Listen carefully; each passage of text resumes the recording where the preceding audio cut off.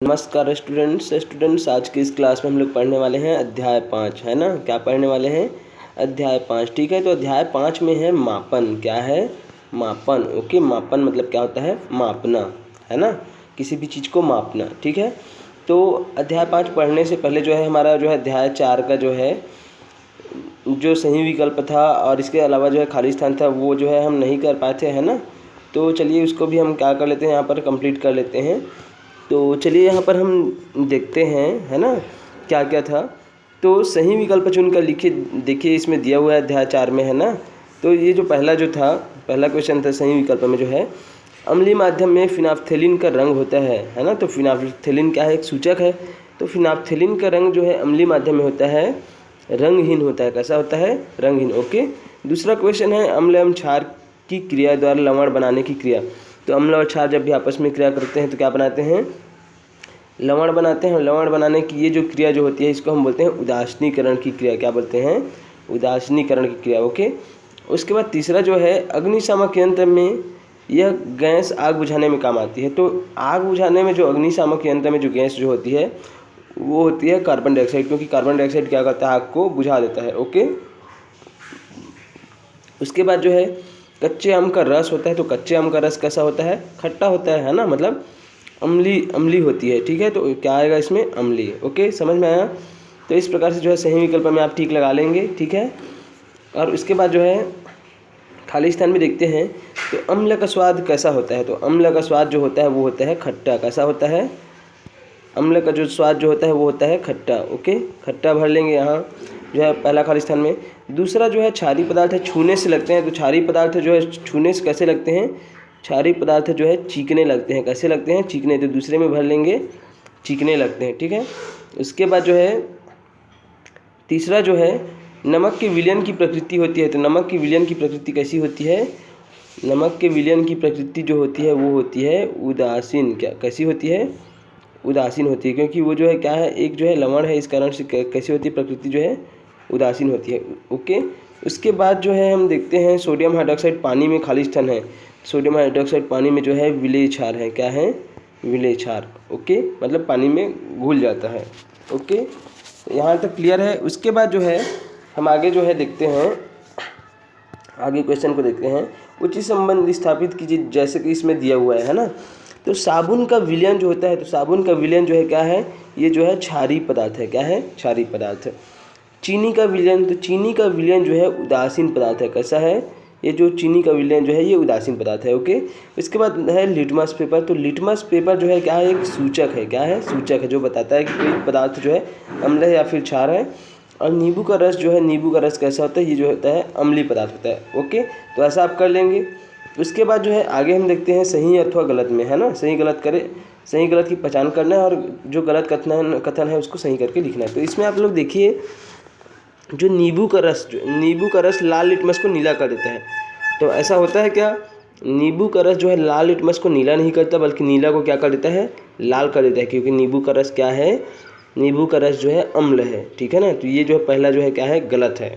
उसको सुधार करके लिखना, नींबू का रस जो है नीले लिटमस को लाल कर देता है। ठीक है, ऐसा लिखना। उसके बाद जो दूसरा है क्षार स्पर्श करने पर खुरदुरे लगते हैं। तो लगते हैं क्या? नहीं, ये भी दूसरा गलत है। क्षार स्पर्श करने पर चिकने लगते हैं। ठीक है, उसके बाद जो तीसरा जो है प्रति अम्ल का कार्य अमाशय में अम्लीयता को बढ़ाना। तो ये भी क्या है? गलत है। प्रति अम्ल का कार्य क्या है? अमाशय में अम्लीयता को कम करना है। ठीक है, उसके बाद जो है चौथा है बर्तनों पर कलई लगाकर उन्हें आग में जलने से बचाया जाता है। तो ये भी बिल्कुल गलत है। बर्तनों पर जो है कलई लगाकर जो है उन्हें आग में जलने से नहीं बचाया जाता, बल्कि क्या किया जाता है? वो अम्लों के द्वारा होने वाली क्रिया को जो है क्या किया जाता है? रोका जाता है कलई लगा करके। ओके, समझ में आया। तो इस प्रकार से जो है हम क्या ये जो क्वेश्चन आंसर था इसको कंप्लीट कर लिए। और जो इधर जो क्वेश्चन है इसके लिए मैं जो है आप लोगों को जो है PDF अवेलेबल करा चुका हूँ। ठीक है ना, तो आप PDF के द्वारा क्या कर सकते हैं? क्वेश्चन आंसर को लिख सकते हैं और यहाँ तक जो है बिल्कुल कंप्लीट कर लीजिएगा। ठीक है, आज हम लोग जो है आगे पढ़ने वाले हैं अध्याय 5। ठीक है, तो अध्याय 5 में जो है देखिए, अध्याय 5 में क्या है? अध्याय 5 में जो है वो है मापन। क्या है? मापन, ठीक है ना। तो मापन की यदि हम बात करते हैं तो मापन का मतलब जो होता है क्या होता है, मापना, किसी भी चीज़ को जो है क्या करना, मापना। तो मापन के जो है कई प्रकार का जो है मापन करते हैं, है ना। अपने दैनिक जीवन में हम बहुत सारी चीज़ों को क्या करते हैं, मापन करते हैं। तो अलग अलग चीज़ों के लिए अलग अलग पैमानों का क्या करते हैं, उपयोग करते हैं ठीक है ना। जैसे कि यहाँ पर आपके इसी में जो है बुक में दिया हुआ है, जैसे कि हम कोई नया ज़मीन खरीदते हैं, है ना, कोई नया ज़मीन खरीदते हैं तो उसकी मापन करते हैं। या फिर कुछ हमको बनाना है, कहीं पर भी जो है दुकान बनाना है, घर बनाना है, स्कूल बनाना है और खेल का मैदान बनाना, तो इन सब चीज़ों के लिए हम क्या करते हैं, हम जो है मापन का प्रयोग करते हैं। और इसी प्रकार से यदि वैज्ञानिक जो है कुछ अध्ययन कर रहे हैं या प्रायोगिक कार्य कर रहे हैं तो उसमें भी जो हमको मापन की आवश्यकता पड़ती ही है। मापन के आधार पर ही क्या होता है, जो वैज्ञानिक अध्ययन जो है होता है, ठीक है, समझ में आया। तो हम जो है क्या करते हैं, मापन भी जो है दो तरीके से करते हैं। एक क्या, हम अनुमान लगा कर करते हैं, कई चीज़ों को मापन हम देख करके बताते हैं कि ये जो है किस चीज़ को देख करके बता देते हैं कि ये इतना लंबा है। जैसे कि ये लकीर है, इसको देख करके हम अनुमान लगा सकते हैं कि ये जो है, जैसे कि ये कोई ज़मीन है, इसको देख करके हम अनुमान लगाएंगे कि ये जो है इतना इसका क्षेत्रफल हो सकता है। तो हमारे द्वारा जो अनुमान जो लगाया जा रहा है, तो ये ज़रूरी तो नहीं कि ये जो है इसका जो इसका मापन उतना ही हो, है ना। इसके लिए हमको जो है शुद्ध मापन के लिए किसकी आवश्यकता पड़ती है, शुद्ध मापन के लिए हमको जो है मापक यंत्रों की जो है ना, जो उपकरण जो होते हैं उनकी आवश्यकता पड़ती है, ठीक है। जैसे कि लंबाई मापने के लिए जो है हमको मीटर स्केल की आवश्यकता पड़ती है। किसकी आवश्यकता पड़ती है, मीटर स्केल की। आप लोग खुद यूज करते हैं सेंटीमीटर जो है ना, जो स्केल जो है, सेंटीमीटर वाला स्केल जो आप यूज करते हैं लाइन खींचने के लिए, उसमें दिया रहता है ना, ऐसा दिया रहता है ना। तो वो क्या है, वो जो है सेंटीमीटर स्केल है, ठीक है। तो इस प्रकार से अगर हम देखते हैं तो हम जो है लंबाई मापने के लिए मीटर स्केल का उपयोग करते हैं, ठीक है। और वजन मापने के लिए जो है हम भौतिक तुला का उपयोग करते हैं, भौतिक तुला या फिर इलेक्ट्रॉनिक जो तुला होता है उनका, समझ में आ रहा है। और आयतन मापने के लिए जो है हम मापक सिलेंडर का क्या करते हैं, मापक सिलेंडर का यूज करते हैं, ओके, समझ गए। तो इस प्रकार से इसका मतलब ये हुआ कि हम दैनिक जीवन में जो है किसी चीज़ का जो है शुद्ध मापन करने के लिए क्या करते हैं, कई प्रकार के जो है उपकरण का क्या करते हैं, उपयोग करते हैं, ठीक है ना, जिनके द्वारा हम क्या कर सकें, मापन कर सकें, ठीक है। तो कुछ जो है कुछ चीज़ें जो रहती है जिसका मापन करना जो है इन तुलाओं के द्वारा जो है थोड़ी सी परेशानी होती है ना। प्रत्यक्ष रूप से यदि हम क्या करते हैं, इसको जो है अभी जो बता रहा था मैं मापक यंत्र, ये सब जो है प्रत्यक्ष विधि है किसी भी चीज़ के जो है मापन करने के लिए, ठीक है। तो कुछ चीज़ें जो होती है जिसका मापन करने में थोड़ी सी परेशानी होती है, तो उसके लिए हम थोड़ा सा अप्रत्यक्ष विधि क्या करते हैं, अपनाते हैं, ठीक है। तो चलिए हम समझते हैं इधर से कैसा अप्रत्यक्ष विधि जो है। जैसे यहाँ पर देखिए, यहाँ पर जो है आपको क्या करना है, ये जो सिक्के हैं इसकी जो है क्या करनी है, मोटाई याद करनी है। क्या करनी है, ये जो सिक्के हैं, है ना, ये जो सिक्के हैं इनकी क्या करनी है, आपको जो है मोटाई याद करनी है। ये जो है क्या आपका स्केल है, ये जो है स्केल दिख रहा है ना, सेंटीमीटर स्केल, तो ये जो है क्या है, ये स्केल है, ठीक है। और ये जो है क्या है, ये जो अलग अलग आपको ऐसा ऐसा जो दिख रहा है ऐसा, ये सब क्या है, सिक्के हैं, ठीक है। तो हम क्या कर देते हैं, कुछ यहाँ पर जो है कुछ सिक्के ले लेते हैं। मान लीजिए 10 सिक्के लिए हैं। कितने सिक्के लिए हैं, 10 सिक्के। अब इन 10 सिक्कों को क्या करते हैं, हम अपने उंगली से ऐसा पकड़ते हैं जैसा इसमें पकड़ा हुआ है, और इनको जो है एक साथ ऐसा क्या कर देते हैं, बंडल बना देते हैं, चिपका देते हैं, और देखते हैं कहीं भी कोई भी गैप ना रहे। उसके बाद हम क्या करते हैं, ये जो स्केल जो है इसमें क्या करते हैं, इसको मापते हैं, है ना, ऐसा रखते हैं। तो हम देखते हैं ये जो अंतिम जो सिरा जो है ये वाला और ये वाला सिरा, तो हम देखते हैं, मापन करते हैं ना, और देखते हैं इसका अंतिम सिरा जो है कहाँ तक पहुँच रहा है ना। अंतिम सिक्के की लंबाई जो है, मतलब जो वो जो है कहाँ तक, मापन कहाँ तक हो रहा है, और जो उसकी जो है प्रारंभिक जो है कहाँ से स्टार्ट हुआ है। तो हम देखते हैं, तो यहाँ से कहाँ से स्टार्ट हो रहा है, ये 1 से स्टार्ट हो रहा है। इधर अगर हम देखते हैं कहाँ से स्टार्ट हो रहा है, ये 1 से, ठीक है ना, ये यहाँ से 1 से। और इधर देखिए ये जो है 2.5 तक जो है क्या हो रहा है, पहुँच रहा है। मतलब ये जो है 1 सेंटीमीटर से जो है स्टार्ट हो रहा है, 1 से जो है 2.5 सेंटीमीटर तक क्या हो रहा है, पहुँच रहा है, ठीक है ना। तो हम कैसे निकालेंगे ये जो है इसकी मोटाई कितनी है। तो इसके लिए हम क्या कर सकते हैं, जो अंतिम जो सिरा है जिसमें जो है ये अंतिम सिक्का जो है जिसमें 2.5 है, इसको क्या कर देंगे, इस 2.5 में जो है अंतिम से जो प्रारंभिक जो सिक्के की जो है ना, जहाँ से स्टार्ट हो रहा है उसको क्या कर देंगे, घटा देंगे। तो कितना आ जाएगा, 2.5 में 1 को घटाएंगे तो कितना आएगा, यहाँ पर आएगा 1.5, ठीक है ना। इस जो 1.5 क्या आ रहा है यहाँ पर जो है ये 1.5 सेंटीमीटर आ रहा है। इसको आप 1.5 को क्या कर देंगे, जैसे ही 1.5 को जो है 10 सिक्के हैं तो 10 से डिवाइड कर दोगे तो क्या आ जाएगा, यहाँ पर जो है सिक्के की जो मोटाई जो है ना, प्रत्येक सिक्के की मोटाई क्या होगी, निकल आएगी। समझ में आया। यहाँ पर वही सारणी दिया हुआ है, इसको आप क्या कर सकते हैं, कर सकते हैं। ठीक है, तो इस प्रकार से जो है हम क्या कर सकते हैं, इसमें जो है हम सिक्कों की जितनी संख्या होगी है ना, तो हम जो है उसकी जो है मोटाई को क्या कर सकते हैं, माप सकते हैं। समझ में आया। ये क्या है, अप्रत्यक्ष विधि है। किन चीज़ों की, जैसे सिक्का जो है इसको बंडल के रूप में बना लिया और बनाने के बाद क्या किए हम, जो है स्केल की सहायता से उसकी मोटाई ज्ञात कर लिए। ठीक है ना, समझ में आया। उसी प्रकार से और कुछ अप्रत्यक्ष विधि देखते हैं हम, तार की मोटाई कैसे ज्ञात करेंगे, है ना। तो तार की मोटाई ज्ञात करने के लिए हमको क्या करना होगा, एक तार का टुकड़ा लेना होगा और तार का टुकड़ा ले करके जो है उनको जो है एक बेलनाकार पेंसिल से, है ना, एक बेलनाकार पेंसिल से उनको क्या कर देना होगा, लपेट देना होगा। देखिए यहाँ पर तार को क्या कर दिया गया है, ये जो तार है इसको जो है इस पेंसिल से ऐसा जो है क्या कर दिया गया है, इसको जो है इस प्रकार से लपेटा गया है कि कहीं भी जो है जो लपेटे आ रहे हैं ना, तार के जो लपेटे आ रहे हैं उनको जो अब एक बार जो है ऐसा क्या कर देते हैं, मान लीजिए ये पेंसिल है, यहाँ जैसे तार यहाँ से लपेटना शुरू हुआ तो एक राउंड ऐसा होता है इसको बोलते हैं कुंडली। क्या बोलते हैं, तार का कुंडली। लपेटों की संख्या को ही क्या बोलते हैं, उनकी कुंडली। तार को इस प्रकार से लपेटा जाता है कि उनकी प्रत्येक कुंडली के बीच में जो है एक भी जो है ऐसा बीच में गैप नहीं रहना चाहिए, है ना। इस प्रकार से लपेटते हैं। लपेटने के बाद जो है इसको हम क्या करते हैं, लपेटने के बाद जो है चूँकि हमको तार की मोटाई ज्ञात करना है, इस कारण से हम क्या करते हैं, इसको लपेटते हैं और लपेटने के बाद जो है हम देखते हैं कि तार की जो है लपेटने की संख्या जो है, जो कुंडली की संख्या कितनी हो रही है। तो उसको अभी हम क्या कर लेते हैं, गिन लेते हैं। जैसे कि इसमें दिया, मान लीजिए हम 30 से 40 लपेटों की जो है कुंडली बना लेते हैं। कुंडली बनाने के बाद हम उसकी मोटाई ज्ञात करना चाहते हैं तो हम क्या करते हैं, इसको भी जो है सेम उसी प्रकार से जो है स्केल में जो है क्या करते हैं, रखते हैं और जो इनका जो प्रारंभिक सिरा है जहाँ से स्टार्ट हो रहा है, अंतिम सिरा दोनों के बीच के जो पैमाने हैं उसको क्या कर देते हैं, नोट कर लेते हैं। फिर अंतिम यहाँ पर जो अंतिम जो आ रहा है वहाँ पर जितना पैमाना है उसको जो है प्रारंभिक पैमाने से क्या कर देते हैं, घटा देते हैं। मतलब जो अंतिम पैमाना जो है उससे प्रारंभिक पैमाने को क्या कर देते हैं, घटा देते हैं।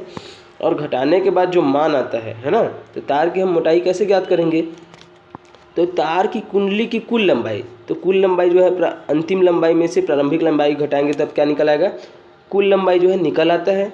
और उसके बाद जो है जो तार के जो लपेटों की संख्या है, मतलब प्रत्येक कुंडली है ना, तो तार की लपेटों की संख्या को हम क्या कर देंगे, भाग दे देंगे। ये सूत्र है ना। तो क्या होगा, इसमें जो तार की जो मोटाई जो है, मतलब प्रत्येक कुंडली की मोटाई जो है क्या होगी, निकल आएगी। मतलब प्रत्येक वो जो तार की मोटाई जो है वो क्या होगी, निकल आएगी। ठीक है, इस प्रकार से हम क्या कर सकते हैं, तार में जो है जो तार है उसकी मोटाई हम क्या कर सकते हैं, ज्ञात कर सकते हैं। ओके, तो ये भी क्या है, ये भी जो है अप्रत्यक्ष विधि है। ठीक है ना, मतलब डायरेक्ट हम इसमें माप रहे हैं क्या, नहीं, बल्कि इसको जो है इसके लिए कुछ दूसरे जो है कई चीज़ों की हम क्या कर रहे हैं, सहारा ले रहे हैं। इस कारण से क्या है, अप्रत्यक्ष विधि है। ठीक है ना, मापने की। मतलब इसमें देखिए पहले पेंसिल को क्या कर दिए, पेंसिल में लपेट दिए, लपेट करके जो है हम मोटाई को जो है किससे माप रहे हैं, स्केल से माप रहे हैं। और जबकि स्केल से हम क्या मापते हैं, लंबाई मापते हैं, लेकिन मोटाई मापते हैं क्या, नहीं मापते। लेकिन हम इसमें जो है अप्रत्यक्ष विधि से क्या माप रहे हैं, मोटाई माप रहे हैं ना। समझ में आया, इसी कारण से इनको अप्रत्यक्ष बोलते हैं। ठीक है ना।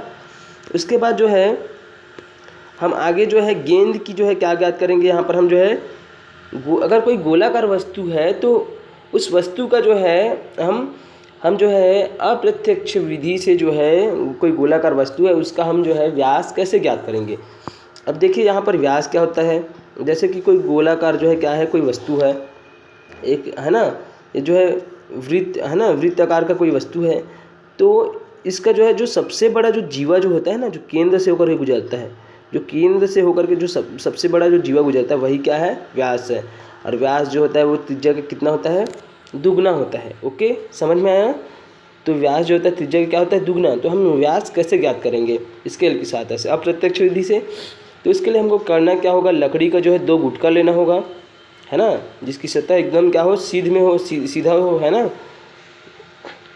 ठीक है, अब जो गोलाकार जो वस्तु जो है उसको हम क्या कर देना है, दोनों गुटके के बीच में जो है ऐसा जैसे कि रखा हुआ है ऐसा रख देना है। ठीक है, रखने के बाद आपको ध्यान क्या देना है, ध्यान यहाँ पर ये देना है कि इनका जो स्पर्श है गुटके का वो क्या हो, एकदम से जो है समतल हो, है ना। और समतल सतह में जो है वस्तु को क्या करे जो है, ये जो है स्पर्श करे, है ना, ठीक है। और जो ये जो गुटका का जो सतह है जो आपस में क्या हो, समानांतर हो, मतलब एकदम सीध में हो ऐसा, और जो स्केल है उसके क्या हो, लंबवत हो, तिरछा विरछा नहीं होना चाहिए, ठीक है, समझ में आया।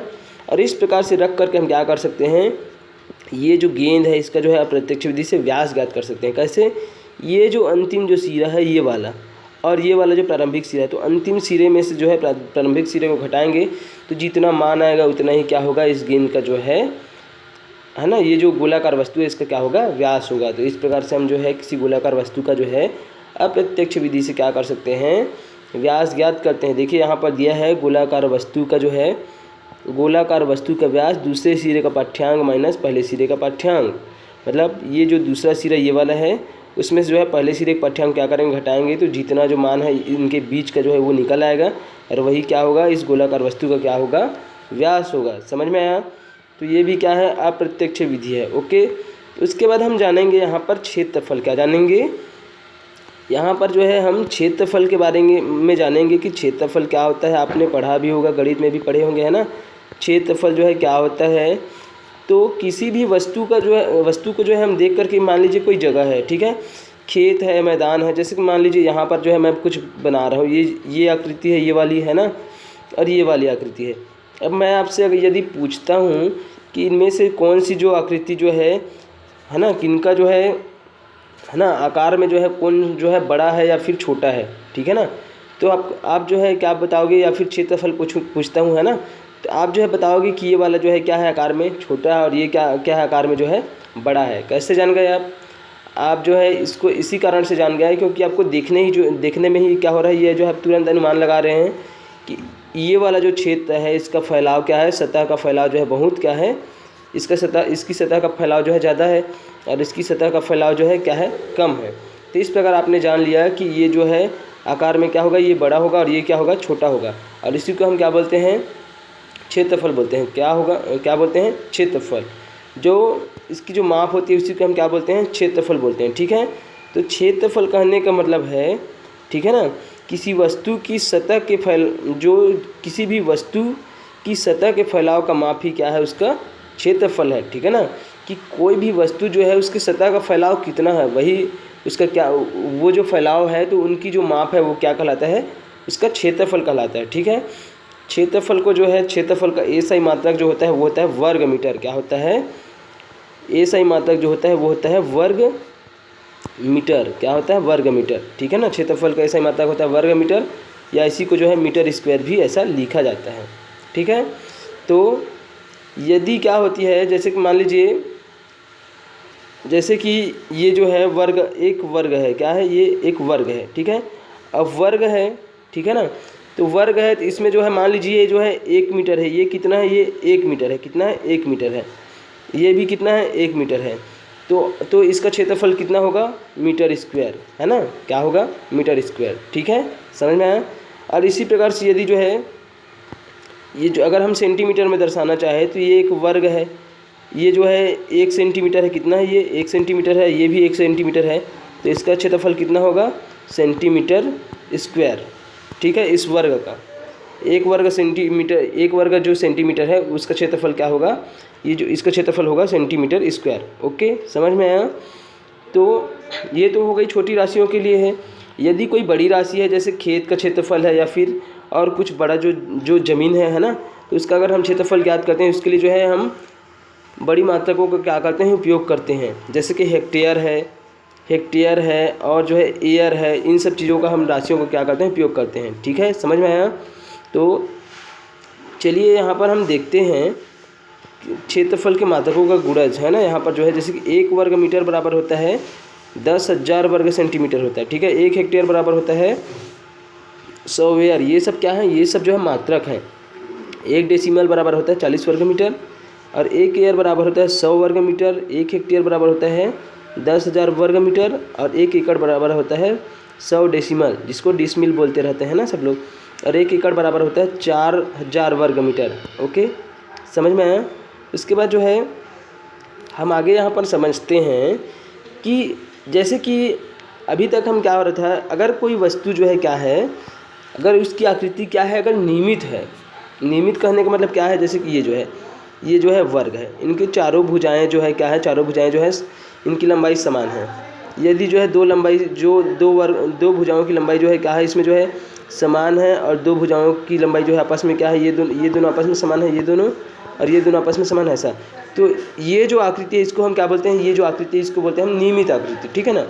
अब यहीं पर मान लीजिए क्या हो रहा है, ये जो है ये आकृति है ऐसा, तो ये आकृति नियमित है क्या, नहीं है, ठीक है ना। तो नियमित आकृति वाली वस्तुओं के लिए जो है क्या होता है, कुछ जो है सूत्र होते हैं ना, जिसकी सहायता से हम क्या कर सकते हैं, ज्ञात कर सकते हैं कि उसका क्षेत्रफल कितना है, माप करके, ठीक है ना। समझ में आया। तो देखिए, चलिए यहाँ पर हम जो है यहाँ पर हम समझते हैं कि जो नियमित आकृति वाली जो वस्तु है उसका जो है हम कैसे जो है हम क्षेत्रफल ज्ञात करेंगे, ठीक है। उसके लिए सूत्र होते हैं। तो सूत्र में जो है देखिए यहाँ पर जैसे कि ये है आयत, क्या है ये आयत में हमेशा जो है ऐसा होता है, आयत में जो है दो भुजाएं जो है आमने सामने की भुजाएं क्या होती है, बराबर होती है। ये वाली बराबर है, और ये वाली बराबर है, ठीक है। तो आयत का जो है क्षेत्रफल अगर हम निकालना चाहें तो इसका जो सूत्र जो होता है वो होता है लंबाई गुणित चौड़ाई। क्या होता है, लंबाई गुणित चौड़ाई, है ना। तो देखिए ए मान लीजिए ये लंबाई है और बी क्या है, इसकी चौड़ाई है। तो इसका क्षेत्रफल अगर हम निकालेंगे तो क्या होगा, लंबाई गुणित चौड़ाई, तो क्या हो जाएगा ए गुणित बी। समझ में आया। इस प्रकार से हम आयत का क्षेत्रफल ज्ञात कर सकते हैं। अगर लंबाई मान लीजिए 5 सेंटीमीटर है और चौड़ाई जो है, लंबाई 5 सेंटीमीटर है और चौड़ाई जो है मान लीजिए 2 सेंटीमीटर, दोनों का आपस में गुणा कर देंगे, कितना आ जाएगा 10, ठीक है। तो 10 मान लीजिए सेंटीमीटर में है तो सेंटीमीटर स्क्वायर हो जाएगा ऐसा, ठीक है। तो इस प्रकार से हम जो है आयत का क्षेत्रफल निकाल सकते हैं। आयत चूँकि क्या है, एक नियमित आकृति है, वर्ग भी एक नियमित आकृति है जिसमें इसमें जो है सभी भुजाएं आपस में बराबर होती है। तो वर्ग का क्षेत्रफल निकालने के लिए सूत्र जो होता है वो होता है भुजा गुणित भुजा।